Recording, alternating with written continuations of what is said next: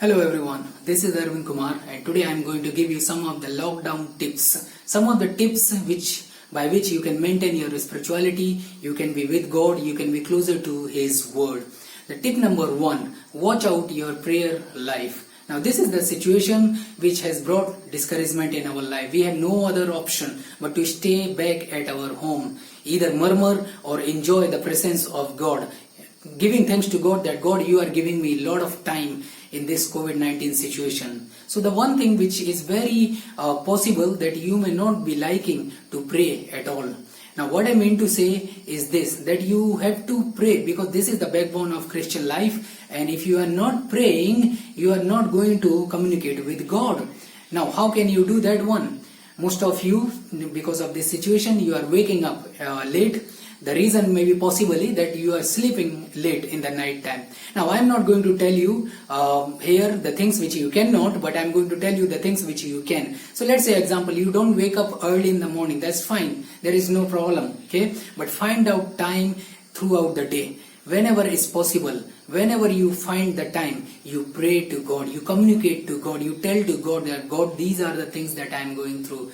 And also you give thanks to God, sing the song. You are not in the chapel anymore, right? You sing the song, set a particular time apart. You read Bible for yourself. You pray for yourself. You sing the song by yourself to God. So that is one thing by which you can maintain your spiritual life. The second tip is read Bible completely. Now let me ask you this question. How many of you have read Bible completely one time?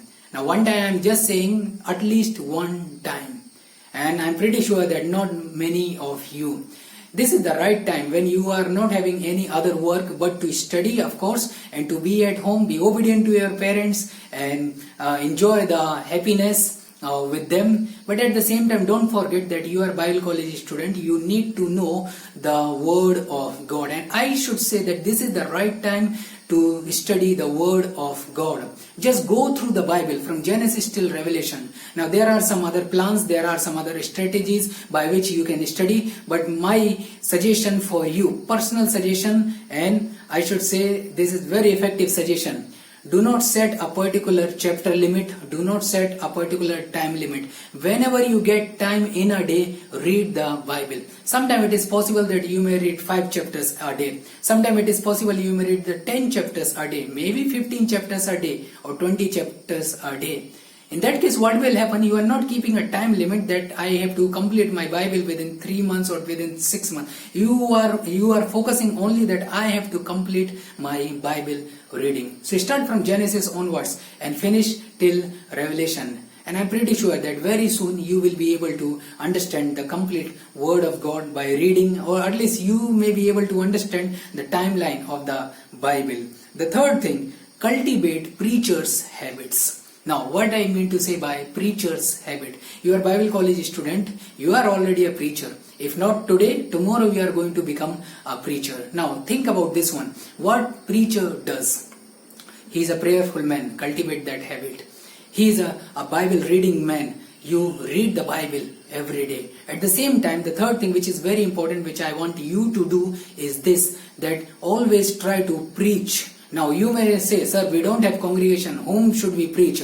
Preach to the walls, preach to the trees, preach in the air. Make a short sermon. Every day at least one sermon. Maybe you take one word, single verse, and maybe you preach for 2 minutes or at least 5 minutes, and you preach every day. What will happen? That you will gain the confidence. At the same time, you may get the familiarity with the Word of God because you are making the sermons, right? Every day, a short sermon. And in the days to come, you are going to be a fluent preacher. You are going to be a preacher. You are going to be, in a sense, I should say, you are going to be perfect, right? That's what somebody said, that practice makes man perfect. I should say, right? Practice makes man perfect. So you prepare a short sermon. When you are reading the Bible, prepare something, you prepare, okay? You don't need to have the 2 points, 3 point sermon. No, at least one single thought is sufficient, and preach that one. Think about that one, meditate on that one. So that's what I mean to say by preacher's habit, and I hope that you have understood these tips and you will apply, and let's cultivate all these habits together for the kingdom of God. God bless you.